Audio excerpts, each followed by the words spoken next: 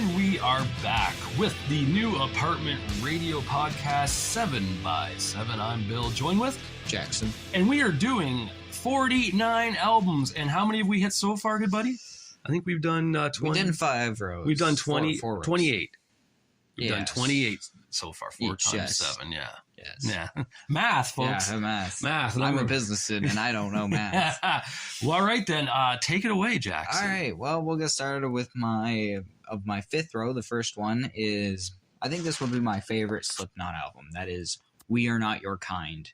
This album is, oddly enough, very controversial. Some people love it. Some people hate it. I don't understand that because I feel like it's a kind of return to form. It's more heavy than some of the earlier, like, in between albums, and it's very, they have a kind of orchestral, they have like a choir singing through a bunch of songs. They have a very, it's not concept, but it's conceptual in style. Like, there's definitely a theme going on throughout it, and it's just very good. The only gripe I have with it is that the best track, titled All Out Life, that came out before it, had the title track, We Are Not Your Kind. We had that in the lyrics, but it's not on the album. Oh, that's weird. Which is very annoying. It's on the Japanese version, the deluxe Japanese. Yeah. But they won't put it on the actual album because they say it doesn't fit with the theme of the album, which Ah. doesn't make sense. Nope, not at all.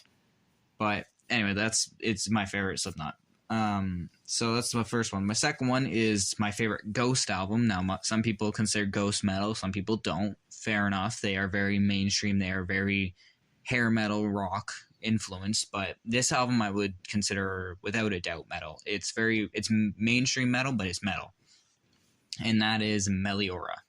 I don't know what the actual pronunciation is. That's how I pronounce it. But this album had their hit song at the time, at least, Cerise, which actually won a Grammy back in 2016, which is insane.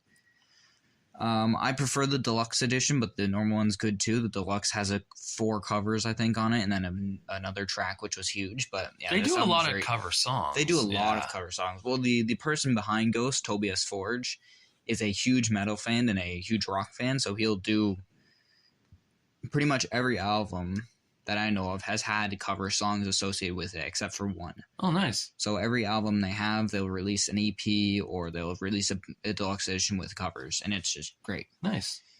But yeah, this Ghost album is amazing. It's rock opera. It's very metal, but it's very operatic. I don't know. It's very, once you listen, you're like, oh, it sounds like Blue Oyster Cult meets like, I don't know. I like Blue Oyster Cult. Yeah, it's hard to explain without you hearing it, but once you hear it, you're like, oh, that's very recognizable. The next album is what I'd consider one of the more underrated thrash metal bands, a Canadian band called Annihilator. Yes, you actually brought over the vinyl. Yes, I played this exact vinyl. This album is Alice in Hell, which is it's very intense, very thrashy, very almost progressive thrash. Like, it's very intricate in its guitar work, but it's an amazing album. It had the singer for Black Flag, what's his name, Randy something. Yeah, I remember you telling me that. Yeah, as the singer, which I think this is their best album with, like, vocal wise. Their discography is very odd. This album's very thrash. Their next album's kind of like a mix between thrash and like heavy metal, like traditional heavy metal, and then the next album is kind of like rocky and groovy. It's weird. They go all over the place. But this album, the most consistent, the best album. Nice. The next album is very different than that one. It is the Black Eyed Peas, The End. This album was another. I didn't necessarily like the full album, but the first half of it I watched the hell out of on YouTube, and their music videos are amazing. The music video conjunction between I'm a Bee and Rocking That Body is amazing. It's such a good production, such a good music video. It's really catchy, and the songs on it are great too. See, I'm only familiar with their Elefunk album, which had that Where's the Love? That was a more hip hop era. This was definitely their pop album. The next album, Back to Thrash, is Metallica's, in my opinion, Metallica's best album, Master of Puppets.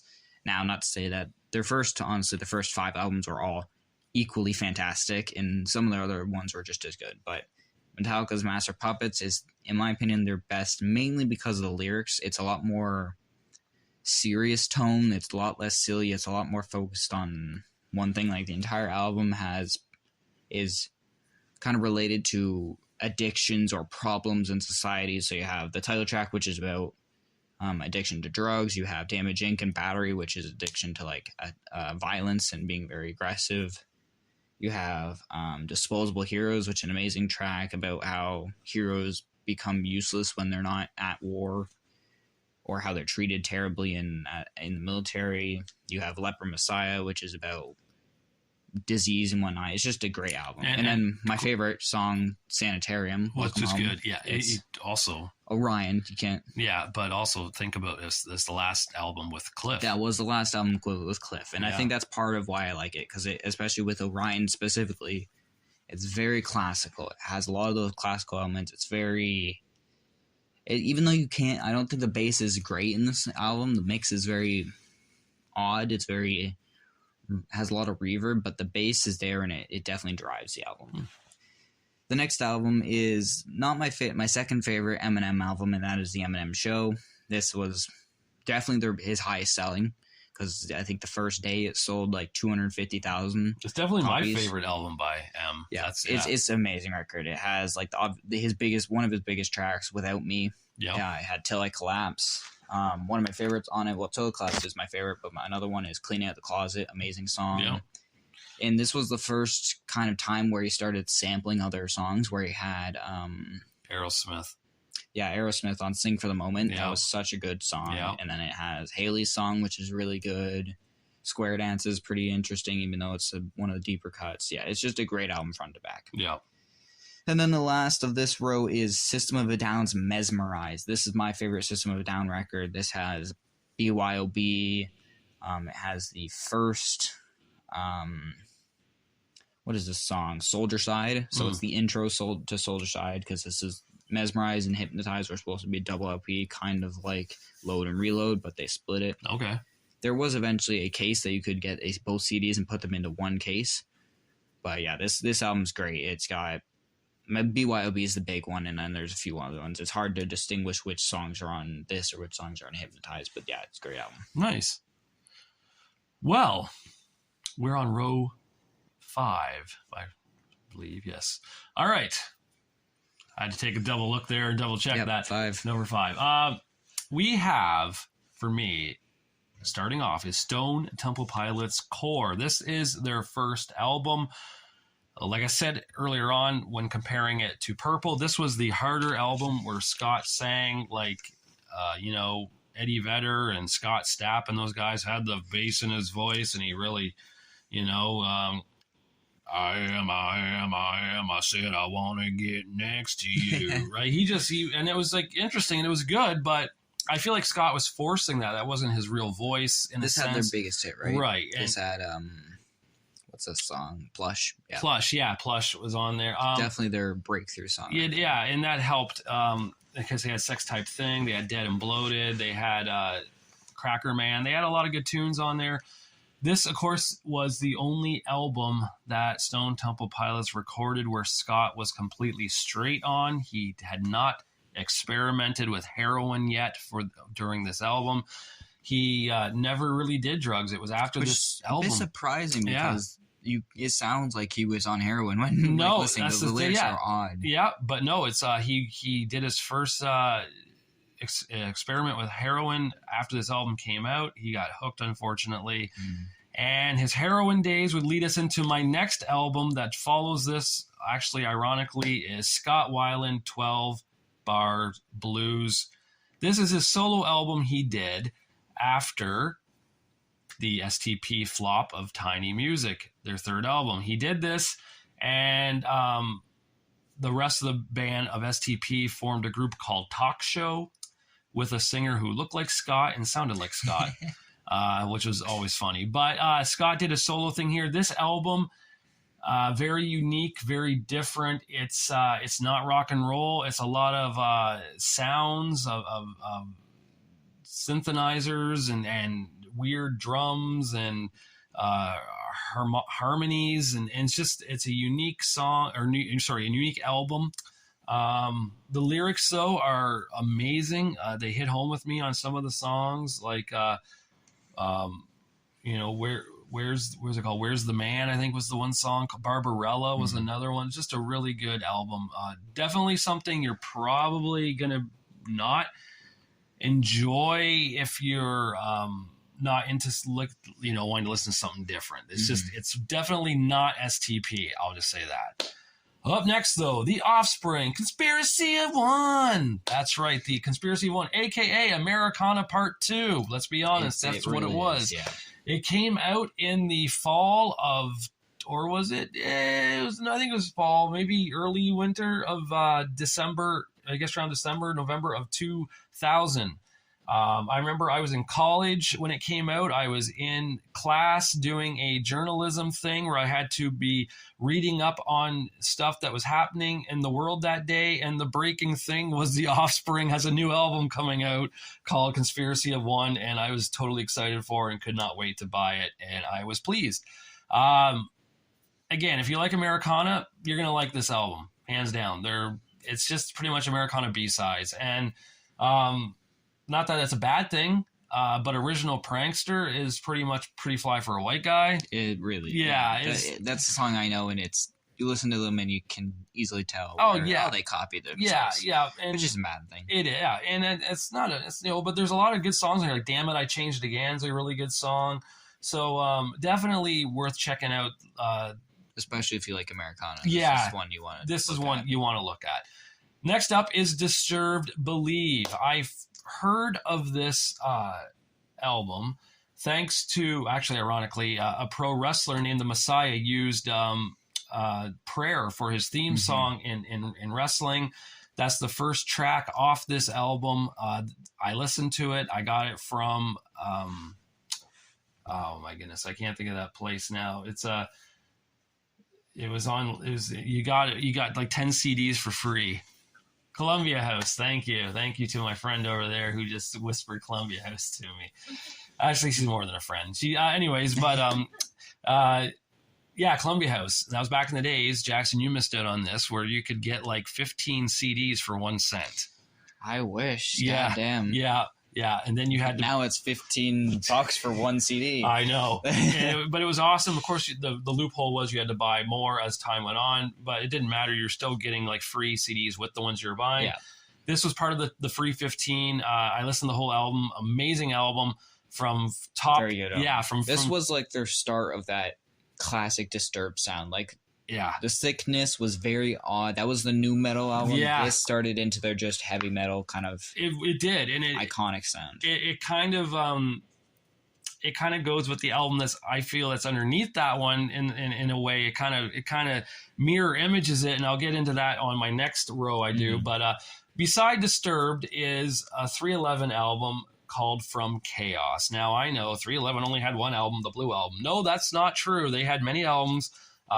From Chaos has actually a radio hit on it, folks, called Amber. Amber is the color of your energy, right? That was the big hit off that one.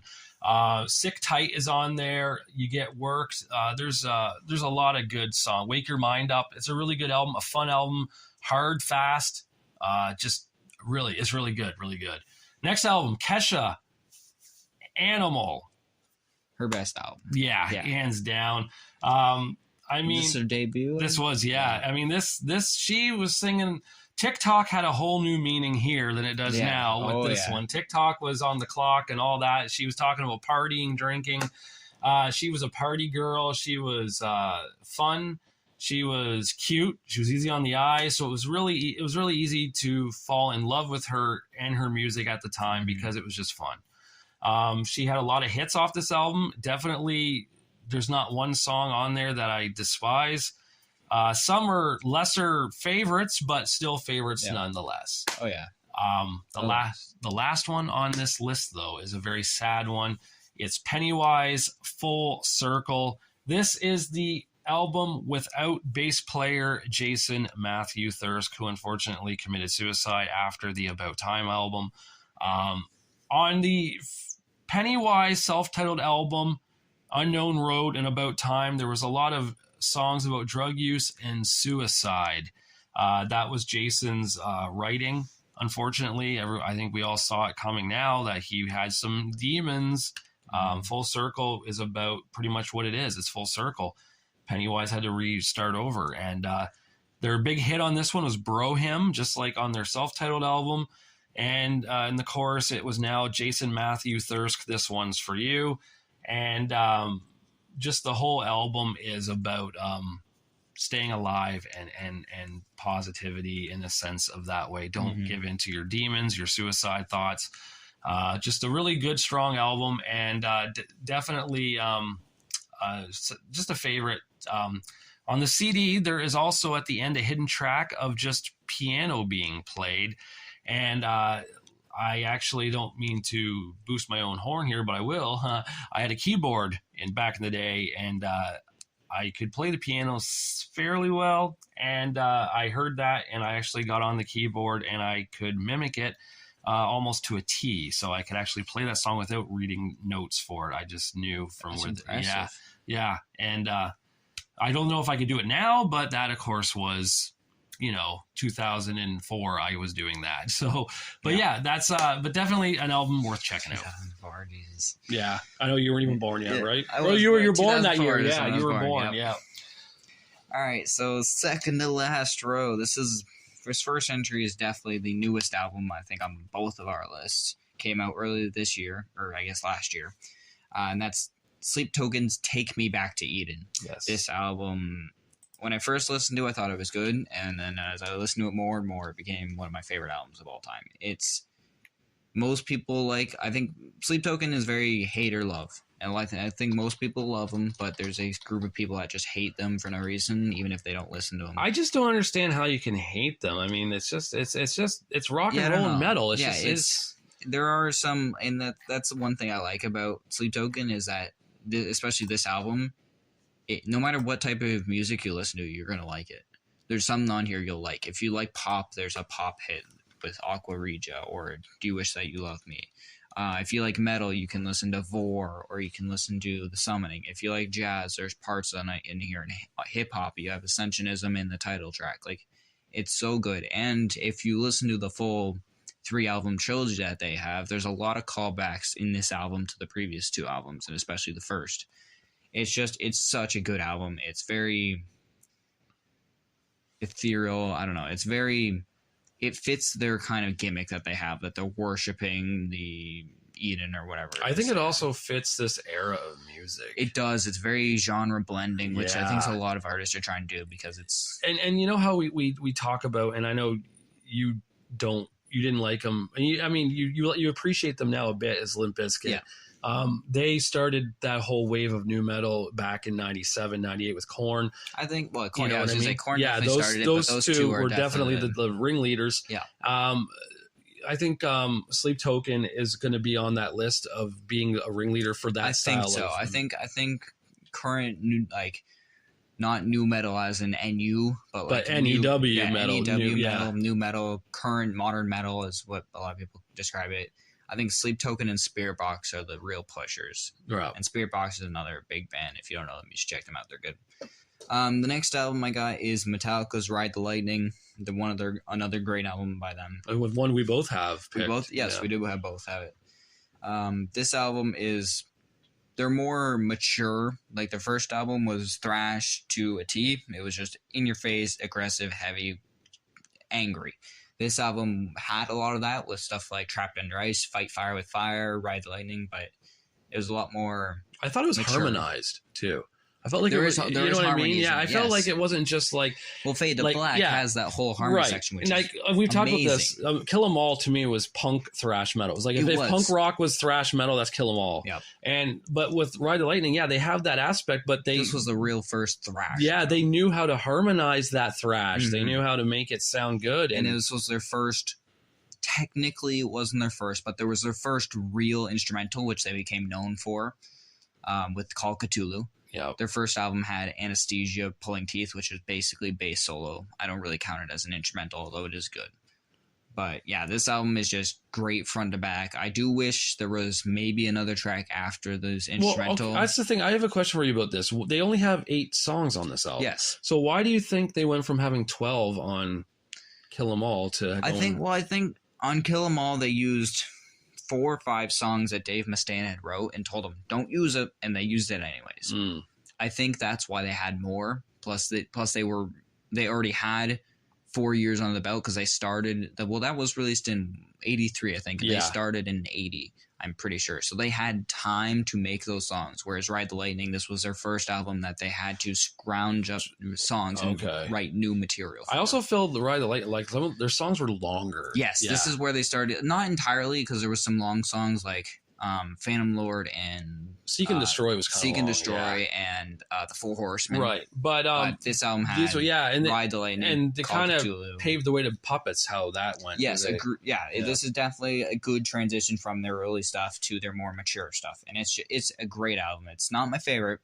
It's probably the third favorite. Here's a question for you: if this album had come out when And Justice for All came out, but it didn't sound like Justice. I'm talking. It sounded like this. Do you think it would be appreciated more because they'd be like, "Oh, wow, that they've really grown"? Because I feel like this album overall is good. Like it's not. Oh yeah, no. I think this is most people. I know a lot of people either like Master Puppets or Injustice. I think for a lot of people, it's one of these 3 albums. It's either Ride the Lightning, Master Puppets, or Injustice. They pick one and that's their favorite for most of the time. For me, Ride the Lightning used to be my favorite, and now it's Master. At one point, it was Justice. I think those 3 I'll never amazing. like Justice. I mean, I'll never like Justice enough to be. Yeah, that's what I mean. Like, and I get that. It is a very different album. It got screwed because of the bass and whatnot. But yeah, Ride Even Lightning, the sound, like when I had the CD of it, I used to. It's loud. It's compressed. Yeah, back in the CD players back in the day, you had like the volume, but you also had like 3 other volumes you can turn up louder.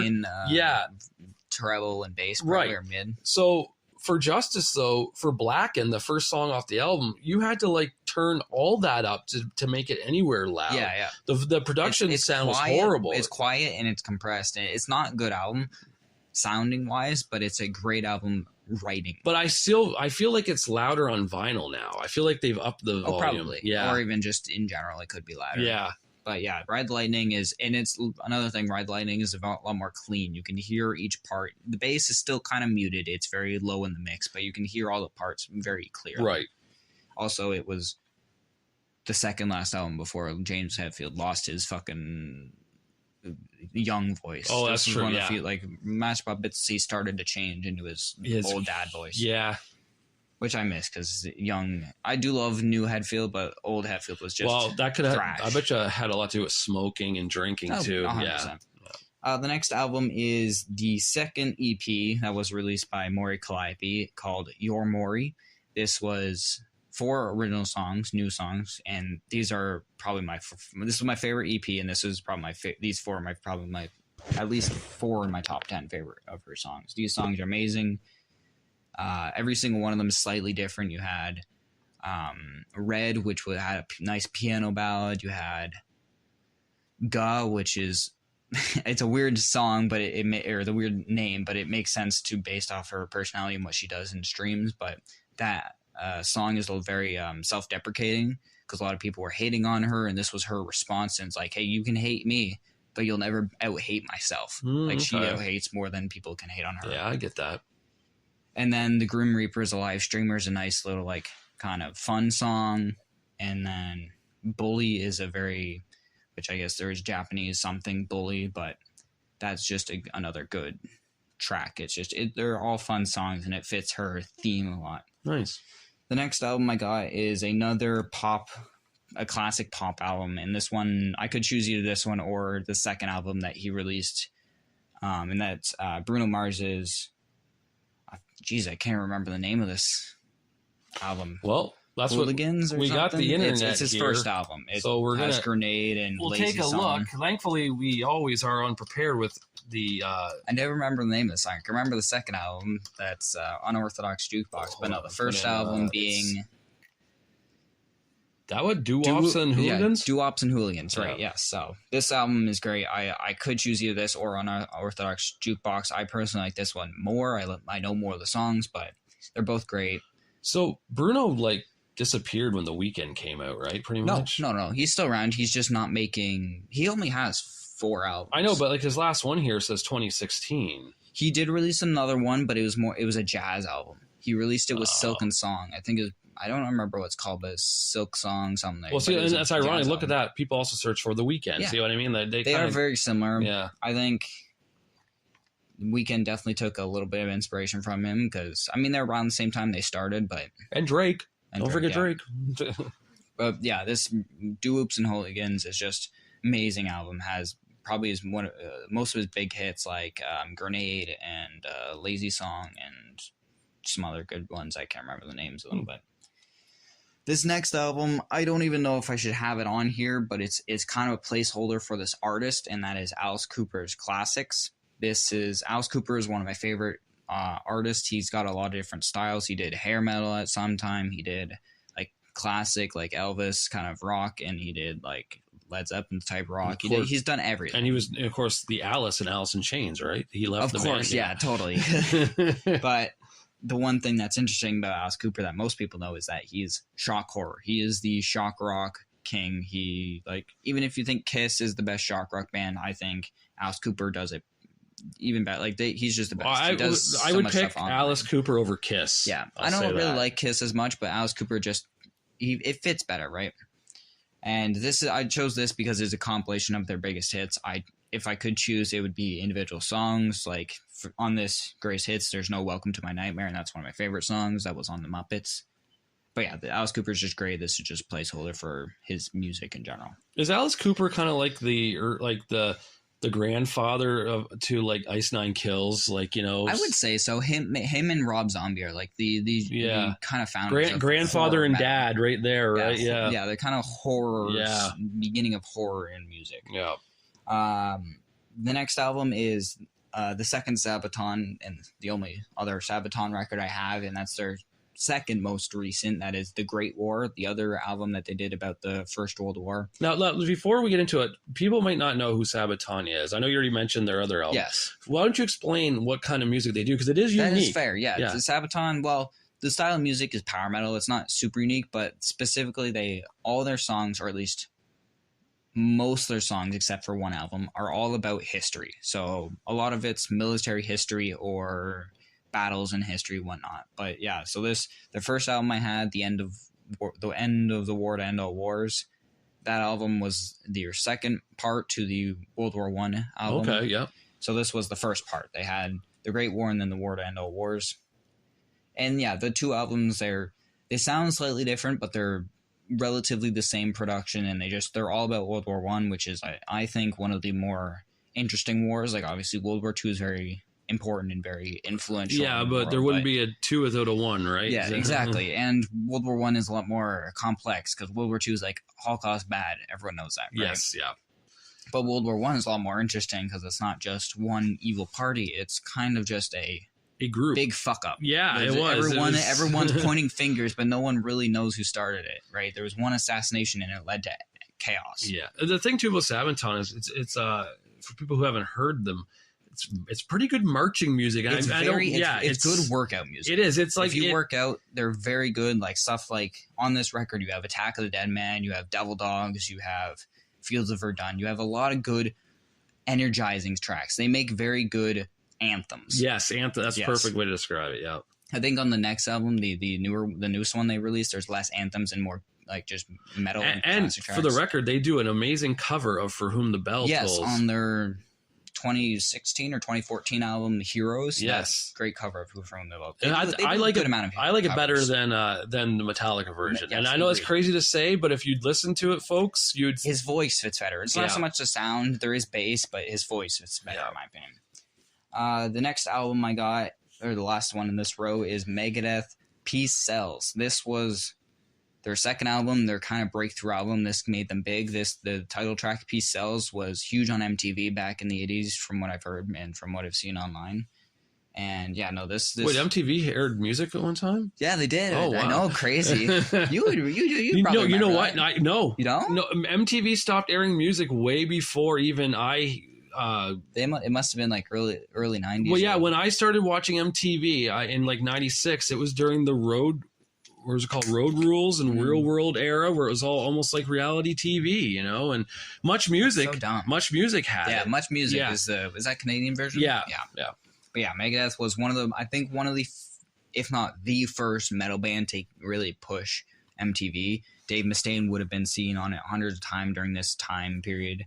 And yeah, this album is just very anti-government. The classic meme, if you see online, is for Megadeth, it's fuck the government, 16-minute guitar solo. Just kind of like Pink Floyd does it, but yeah, this album's great. This album was odd for me because it was very hard for me to get to listen to the whole album because I liked the hit tracks, but then there was a few tracks, mainly Bad Omens and The Conjuring, which I didn't want to listen to because I watched a interview of Dave Mustaine and he was saying that he had put black magic curses into the songs but only he can decipher them. So I was like, I don't want to listen to that but eventually I just said, fuck it, I don't care. They're not going to affect me. And I'm thinking he probably wasn't for real. I'm sure. Oh, he was into black magic. He knew how to do the shit. And if you ask him, he'd say he did. I don't know if he does or not, but if you ask him, he 100%. Sounds like Dave Mustaine's a little nutty, if you ask me. He is, yeah. But yeah, this album's great. It also had a very interesting cover of what's the song called? I Ain't Superstitious. I Ain't Superstitious. Yes, that's song. Oh, wow. Okay. Metal cover that. It's good. It's interesting though. Nice. All right. Now, my row 6. We start off with a great Canadian band. Came out in 2003 with this album. It's 3 Days Grace. 3 Days Grace. How Funnily enough, you have two in the same. Yeah, they're right back to back. But this is, of course, the one that had the hit "I Hate Everything About You" on it. That's true. I do hate everything about you. I know you do, Jackson, and I feel the same way about you. But that's besides the point, because this album, however, very, very good. If grunge rock was created in 2003, this would be the blueprint for it because 100%. It has that vibe to it. The next album after that is 3 Days Grace, on my list, that is. What's it called? That's why I had to look it up because I always get it confused. I want to get it worded right. The third album. The Life Starts Now. That's what it is. Life Starts Now. This album hit home with me for different reasons. I was going just recently, had a breakup with a girl, and the songs on here, Adam really spoke to. That's one thing I can say about Adam, lead singer. He must have went through some shit because he could really connect with people's heartstrings with emotional feeling of sadness or whatever and kind of got you through it. He had left the band, of course, after the fourth album and formed Saint Asonia, which is just Adam with good band. Yeah, it's just Adam with his cousin. I believe it is from a band. Art of Dying is that band, and the guitarist from the band Stained actually is in it too. So it's an odd group up, but it is. Just if I remember correctly, it sounds very much like early. Yeah, it is. It is. It's if you like 3 Days, if you don't like how the lead singer of My Darkest Days took over 3 Days Grace and became My Darkest 3 Days Grace. That's a good way to put it. Yeah. Adam is in Saint Asonia, so you can definitely check out his work there. And just recently he did some stuff with 3 Days Grace at a concert. He came out and the place went nuts, and he played some of his old tunes with the band, and it got over huge. Fans loved it. So very, very cool. Maybe I should point out, if you are one of the fans of 3 Days Grace that doesn't want to listen to their new stuff because of the new singer, I would urge you to listen to it. There's some good stuff in there, even if it's a new singer. I'm sure it is. And my theory on that is I should listen to it because I love My Darkest Days, and it's the same fucking guy. So why wouldn't I love it? The funny thing is, too, I was watching an interview at 3 Days Grace during this album, the Life Starts Now album, and when they were touring, they had an opening act band by the name of My Darkest Days. So that's ironically. That's probably funny. Why he got hired. Yeah, definitely. Then the next album is people would say it's the best album. It's the most mainstream metal album ever. Yeah, it's Metallica, the Black Album. All 12 songs are on the radio.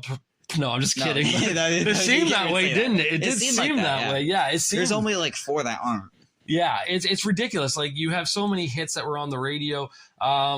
Surprisingly enough, the deep cuts are the best songs. Yeah, I agree. Or some of the better songs. Agreed. Like My Friend in Misery is so good. Agreed. I do feel, though, that was it Nothing Else Matters sounds better now done live than it his did. voice is a lot better for it. He's very harmonic with it now. He sings it a different way. He kind of goes up and down. It's very cool now. He's a better singer now. Yeah, but I feel like he talked himself through that one back during that album. I feel, and you said that Dave does that with Megadeth, would talk his way through some of the songs. I think it's very different talk though. Yeah, but I get some, and some people are not.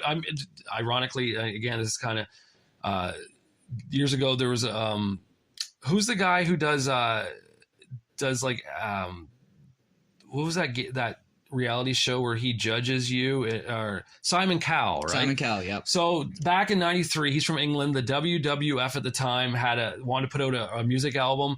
Simon Cowell produced it. The true story. Really? Yeah, he produced it. I didn't know he was much into music. Yeah, even then. And Bret Hitman Hart said, I can't sing. So Bret Hart, who's a favorite world famous Canadian wrestler, by the way, from Calgary, he talked through the song. He didn't sing it. He talked, and it just somehow worked. It fit because of how he was talking, because he knew he couldn't sing. And I think maybe some of these other artists out there should learn from that too. I hear sometimes you don't need to sing. No, you can just don't. talk through it. Exactly. But Metallica Black Album, of course, some fans would hate it because it's too mainstream. I don't get it. It's heavy. It's slower. Sure, but it's like Sabbath True is one of their heaviest songs. Yeah, and here's the thing too. The whole point of a band is to be mainstream. They want to make money. Yeah. They want to be on the radio. Yeah. So which Bob Rock, I'm so glad he took over, because I feel like if they had went down the same path of Injustice, it would have been good. It wouldn't have been good. No, you sent me that link on Instagram if that Black Album was done, remember, differently. It was just terrible. I was like, no, it had to be this. And the only thing I don't like about the Black Album, I think everyone would agree, is that Lars made sure the drums were heard by everyone, including God up above. That's just Metallica in general. Yeah, well, he does that always. It was even on the new albums where the production's actually good, it's still the drums are in the forefront. Lars is like, remember me, boom, boom, boom. Yes, we know you're he there. He is the egomaniac. He is. I love it. He's great. Next up is Avenged Sevenfold. And this is the album I talked about that was underneath Disturbed Believe, because this is the album I feel that really helped Avenged Sevenfold change their ways. My first, what's the word I'm looking for here?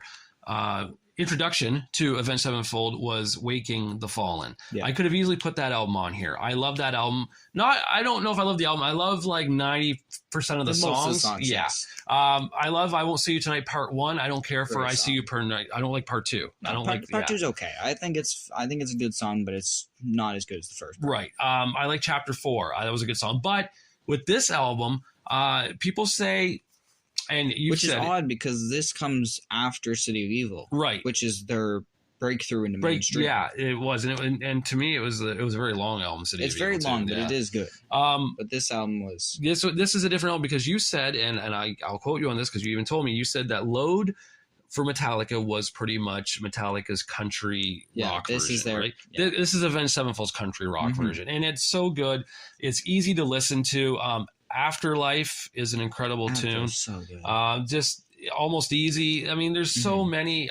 It's just like Unbound. Yeah, the Wild Ride. Right. Yeah.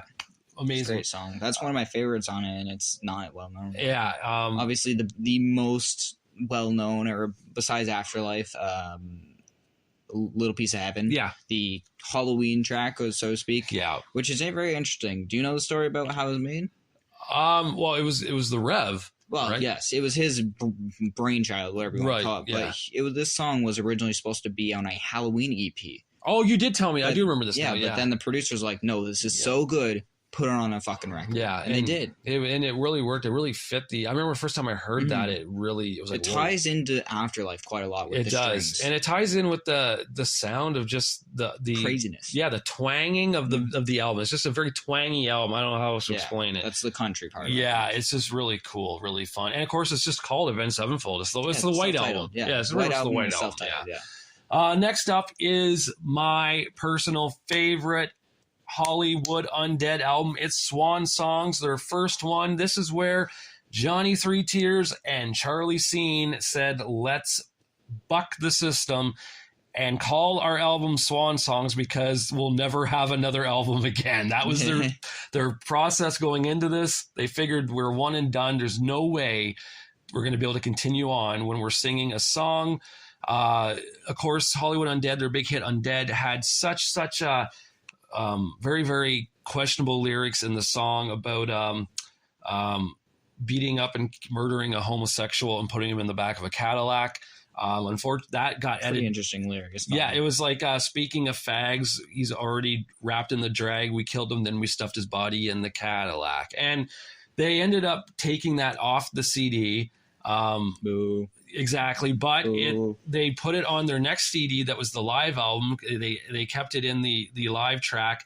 Now, when Hollywood Undead does that song at their shows, they cut that entire lyric out. So J-Dog no longer sings. Cut the verse they cut the whole thing. The whole verse. It's just Johnny 3 and Charlie Scene, and they cut out J-Dog's whole verse of that. Unfortunately, but it's 2024 now. It's a different era. Yeah, you can't. It's just, and I don't think they really would have beat up fags and or like, homosexuals or whatever. Just like all of M songs, like him or something. Like it's music. It's not real life. No, but nowadays I get a lot of people are woke and are very, very insulted by everything, and you got to be careful now. Unfortunately, stuff that flew in 2008 doesn't fly now. Interesting writing. You can't have writing that breaks the conformity. Like you can't have stuff that's different than everything else, and that kind of edges controversy. Yeah, like you can't have those days are gone. The rough albums. Those days are unfortunately gone. But thankfully, with controversy comes such things like Suicide, and Metallica Ride the Lightning had a big one with Fade to Black. That song, big thing on MTV. They couldn't play it because of that. Yep. And it was James really reached into his deepest, darkest demons there to come up with the lyrics for that. That's really good though. Yeah, it's not only it's not even his only song about suicide. He's had multiple. He has, and it's just like Jackson already covered, right? There's not much I can really say about this album except for it's a sentimental meaning to me with this album. I remember in Christmas of 1997, I asked my mom for Metallica CDs, and Christmas Eve night, I got to open up 2 gifts.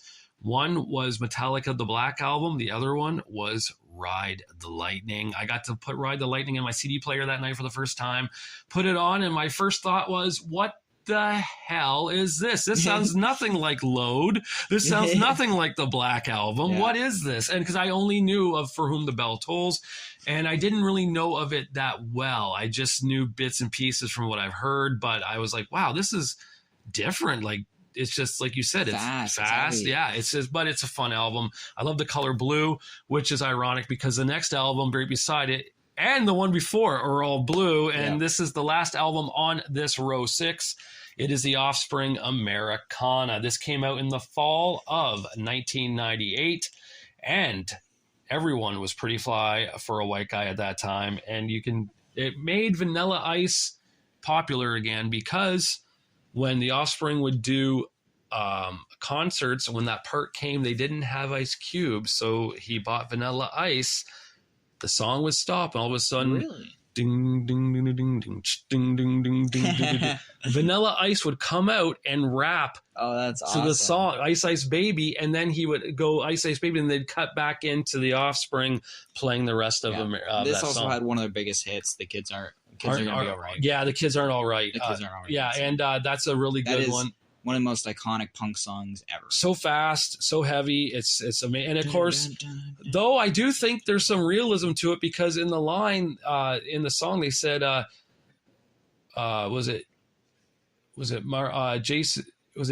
Jason committed suicide?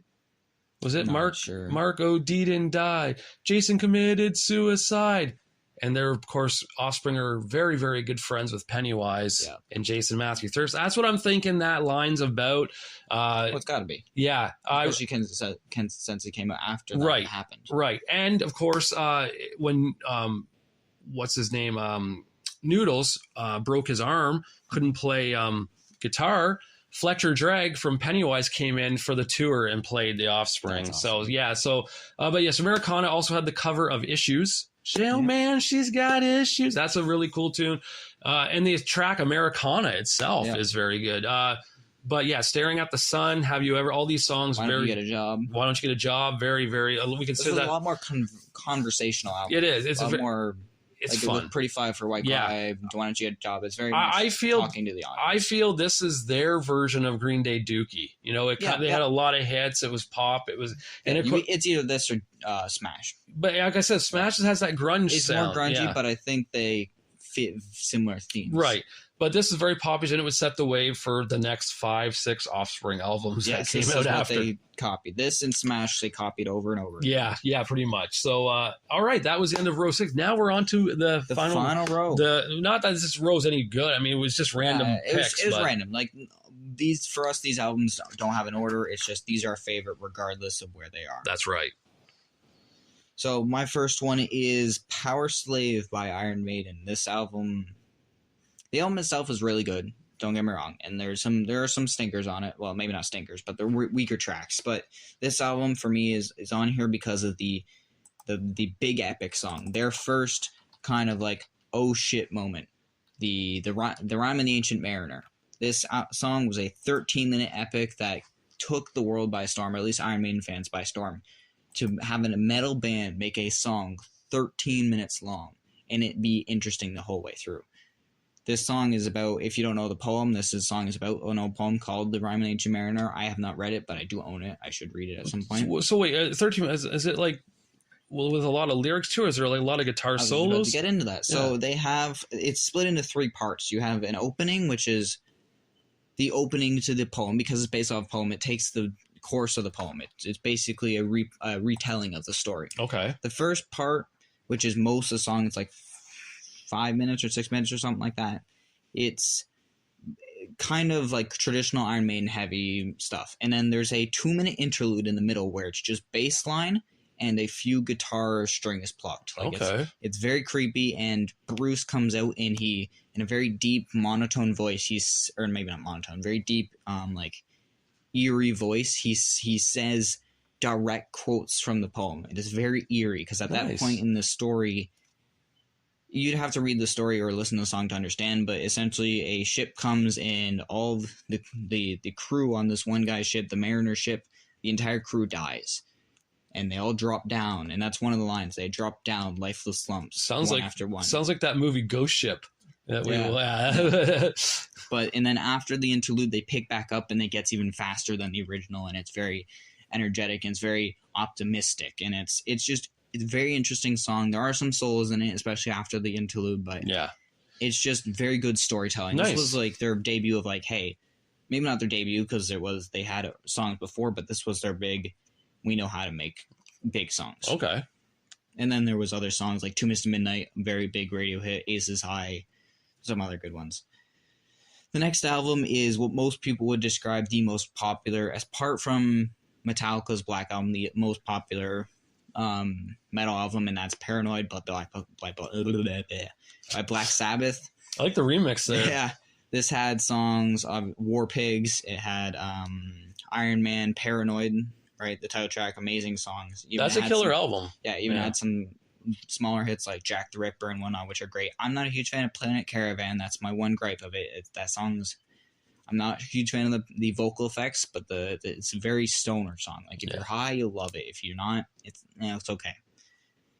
My next album is another Hammerfall album, and this is my favorite Hammerfall album, called Chapter 5, Unbent, Unbowed, Unbroken. This album had a lot of traditional, like it is very Hammerfall-y, but there's a few tracks that stand out for me. The one song, Bloodbound, was my favorite Hammerfall song. I'm not sure if it still is or not, but that song is just very energetic, very optimistic, very anthem-y. It's got a very anthem sound.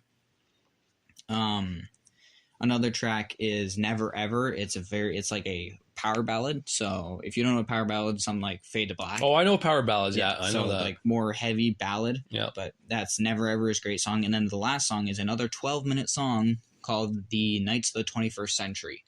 That one, I don't think it's nowhere near as good as an Iron Maiden epic, but it is still very interesting. The only issue I think is that it's really like a 9-minute song with like 3 minutes of nothing on the split between the beginning and the end, which it's annoying. But when you listen to it, it's fine. The next album is probably my favorite, either my favorite, second favorite Michael Jackson album, titled Bad. They're his second like big hit, and this album is just great. One of the best the deep cuts on it is Speed Demon, Bad, the title track. They're all great.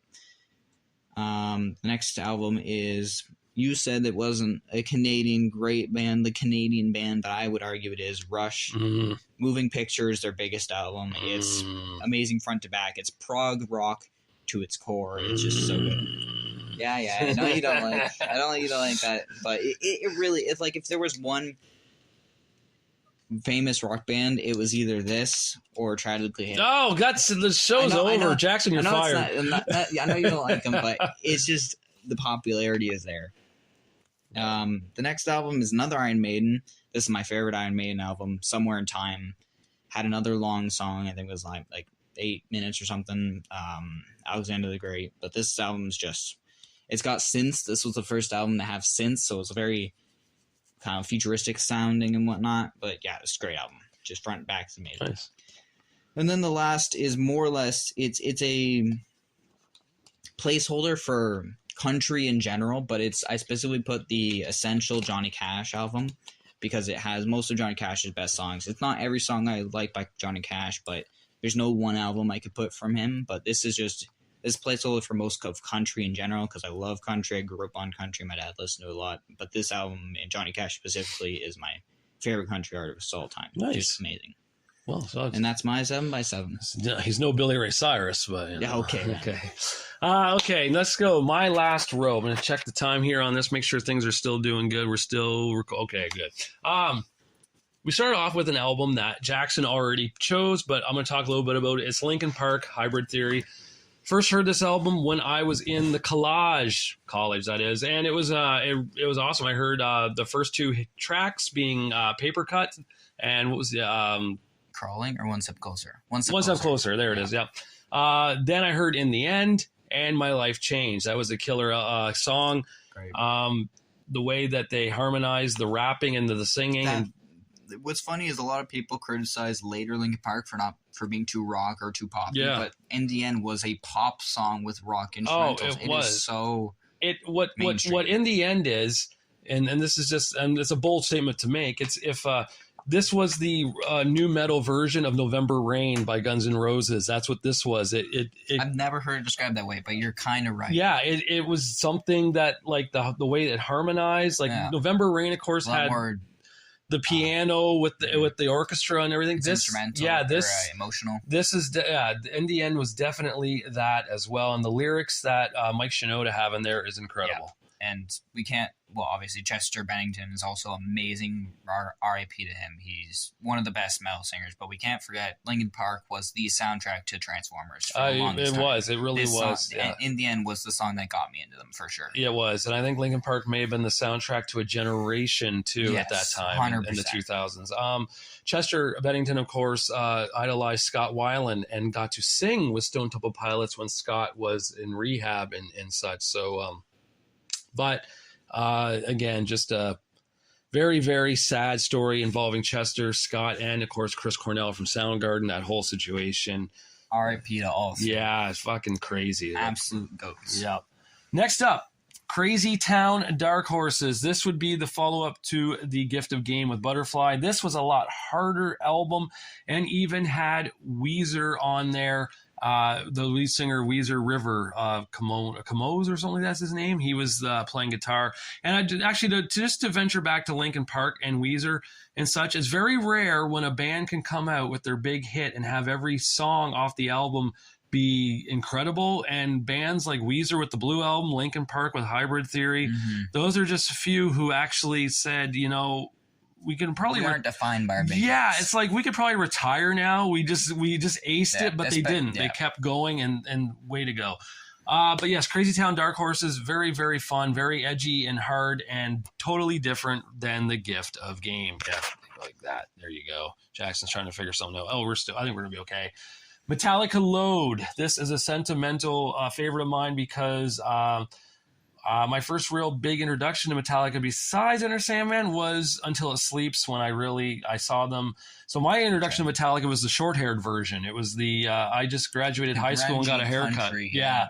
And I got Load for Christmas one year in 1996 with Bush, the Razor Blade Suitcase album. And this has also one of the most underrated Metallica tracks, Bleeding Me. Yeah, and Outlaw Torn. A lot of people's favorites. Yeah. And Outlaw Torn. Ronnie. Yeah, there's so many good tracks in this album, despite it being a 90s album. What's that? Forgive me, Father, for I have sinned. This is the struggle with it. No, that's off the Black Album. What's fuck, I forget that. Well, anyways, it was really good. It's a really good one, and of course, it has King Nothing, which, by the way, was the big hit, if Crown King Nothing is actually the sequel to Enter Sandman. Yep. Yeah, it's crazy, but yeah, definitely a good one. Next up, American Idiot by Green Day. This is when Green Day said, hey, we're not going to write an album. We're going to write a fucking story, and we're going to put music to it. And that's exactly what they did.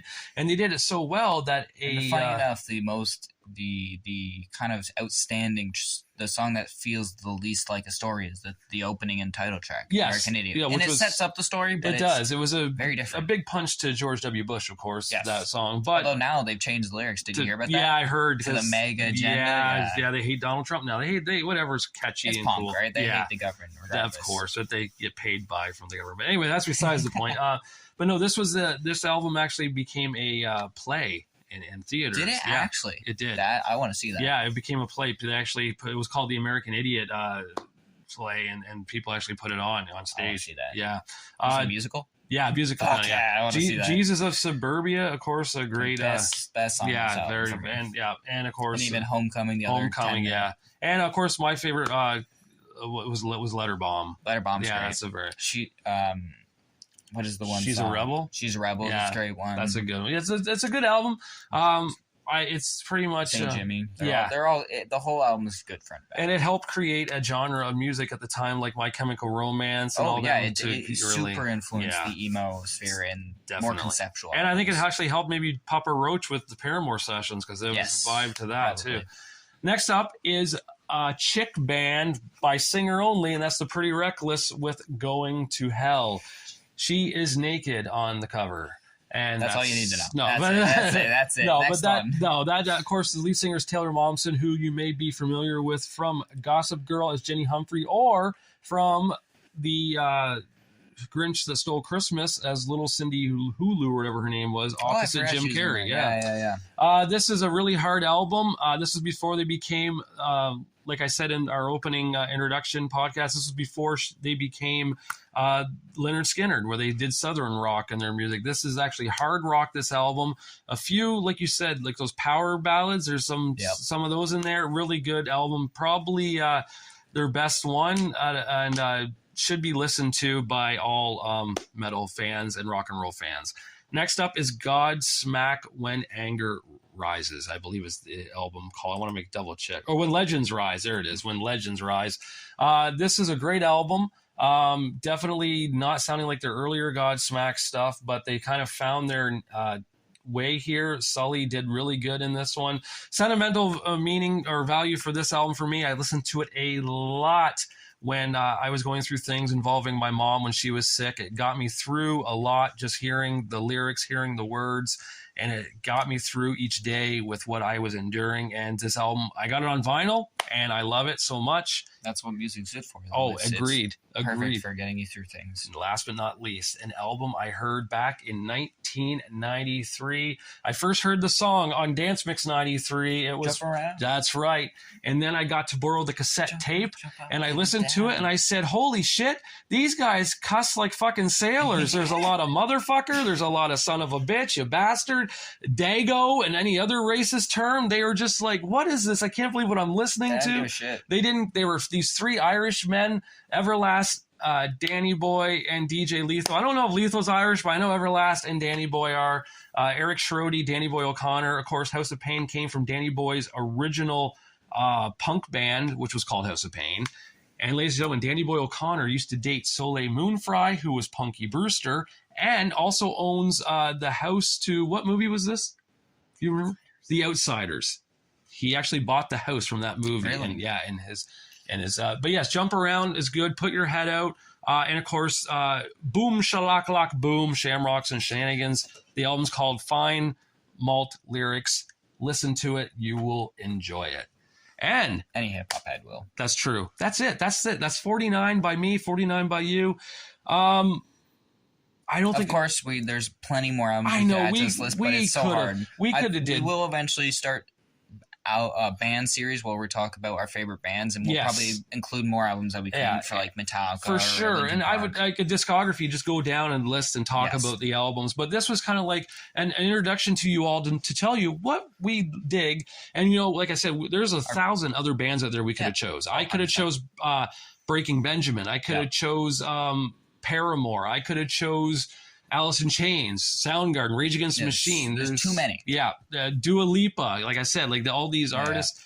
But no, I went with things I'm familiar with. I listen to a lot. These are a mix of our favorites and most important to us. That's right. It doesn't matter what genre, obviously. We both had pop. We both had wide country on it. He had like country. And I could have picked, I love Billy Ray Cyrus. Yeah. I loved his album with Achy Breaky Heart on it, right? I mean, that's the thing. There's so much we can talk about. We're going to talk about it because this is going to be a forever thing. I hope. I don't see it forever, but that's the term nowadays, a forever thing, and evergreen. Yeah, we'll be doing this for a long ass time because it's fun. I hope you guys are enjoying it. But yeah, that's it for this one. I think that's the end of the second episode. So for Jackson, I'm Bill, and we are New Apartment Radio. There it is. And you can check us on anything you're listening to us on. Spotify, Apple Music, YouTube, wherever you find us. We should get it up on all three of those platforms, and maybe a few others. We'll see. And don't forget to follow us on Instagram and Facebook. Just look up New Apartment Radio. And New Apartment Radio or New Apartment Radio Official. One of those. That's right. And there'll probably be a picture of an apartment. I don't even know what we have in there for. It's nothing right now. Nothing right now. By the time you hear this, we'll it'll have the first episode and some other posts up. We'll have it. And if you want to check out my Discogs, it's New Apartment Radio. Yeah, we'll link both my Discogs and Bill's Discogs in the bios of each platform. Yes. So until we do our next one, then peace. Peace.